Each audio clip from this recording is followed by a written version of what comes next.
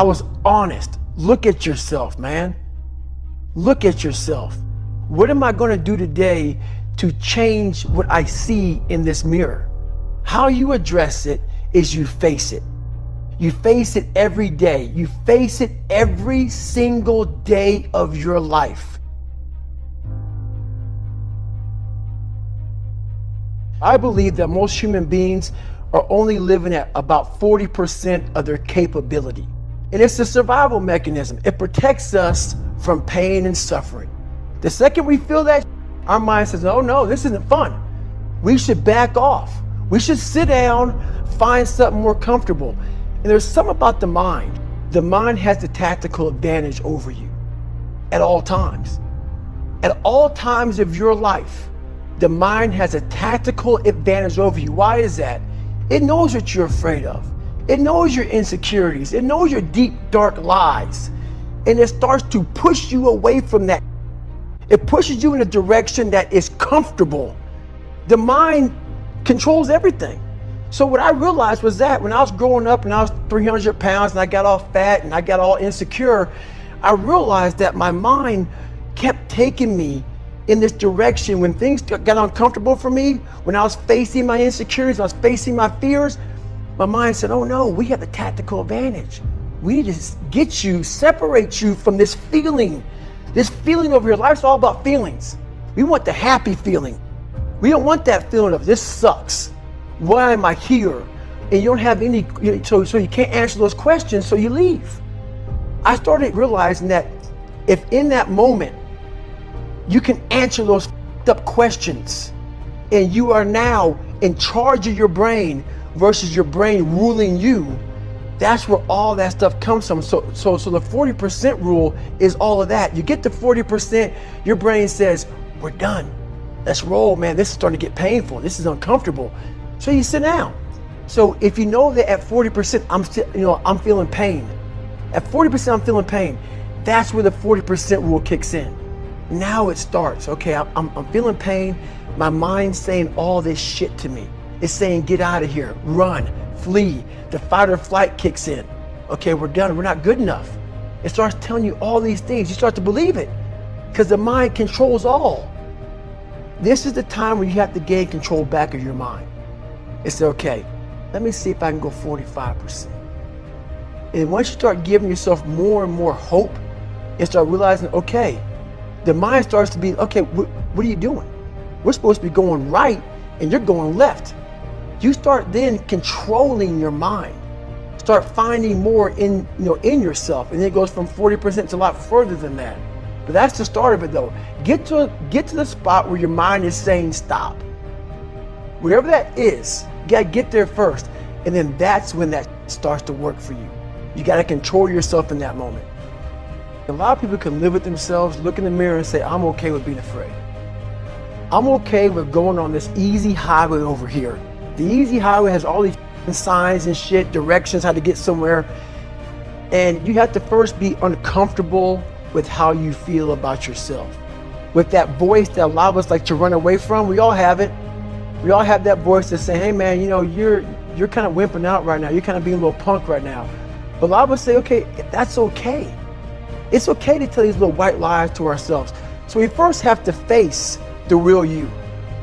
You have to face that in that dark room.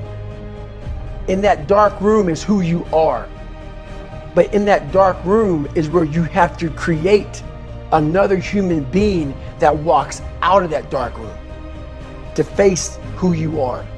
That's the only way you're going to get over all those things. You have to create someone else. Not like you have two different personalities. It is you, but you have to find strength. And that visualization of almost me cracking out Goggins, like I'm coming out a different person, a person that doesn't give a fuck about anything, who doesn't care about being judged, who knows I'm weak, who knows I'm afraid, who says, whatever you think about me, take it, whatever, I'm here. In the dark room, you face yourself, you realize you want to be better, you realize you don't want to be this weak, insecure person in the world who has all these problems that we all have. We all have. Social media is a great platform to tell you who we want to be, not who we are. The second you think that you've overcome it, you climbed Everest, you're on that last hold, and life will say, not today. And it'll push you down. Went to the mirror, and the reflection in it revealed a lot of bad things. And I'm looking at myself in the mirror going like, God, dog, dude, you are something else, man. Like, you have created a character. It wasn't me. It wasn't who I was inside, but I was scared for anybody to know who I was inside. So in that accountability mirror, I call it, I got real with myself. I said, you have a third grade reading level, which is hard to admit when you're a junior in high school that you copied on every single thing you did because of fear they're gonna put me in a special school. We all know what special means. I'm gonna have a title on myself the rest of my life. And people say, oh, you know, you have a learning disability. I had a learning disability, but I realized I was lazy. So I called myself out there. I called myself out every which way possible. I didn't call myself out, I was just honest. I was honest. Look at yourself, man. Look at yourself. And it was that day, in a couple of days after that, I just got real with myself. And every day I came home, I called the accountability mirror. What am I gonna do today to change what I see in this mirror? I had to really wear this layer of skin. I had to develop a really calloused skin on me to take whatever you're gonna call me, you're gonna call me. But whoever I am, you're gonna see me.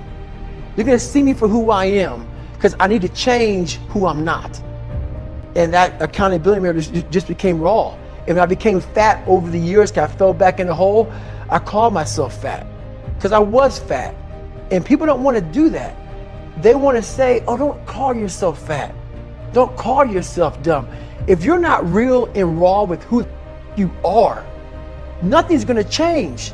And in this nice new world that we live in, we want to hear, you're just a little big.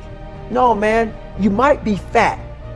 And it's okay to hear that from yourself and from everybody else. So that's where it started at. And it's raw. It gets ugly sometimes with me in that mirror, but I'm also proud of myself to be able to tell myself that and then fix what's in that mirror. So the first thing about it is, once you realize it, and you have to realize it, you gotta call yourself out. Addressing it is very small. It doesn't go from like one morning I'm this way, next morning I wake up and presto, 5 steps to greatness. No, it ain't that, brother. This is hard work. It's every day, like right now. I had to be honest with you, man. I'm even shaking right now being on this show. I'm a big time introvert. How you address it is you face it. You face it every day. You face it every single day of your life, where you say, okay, like if you're fat, you need to lose weight. It's patience.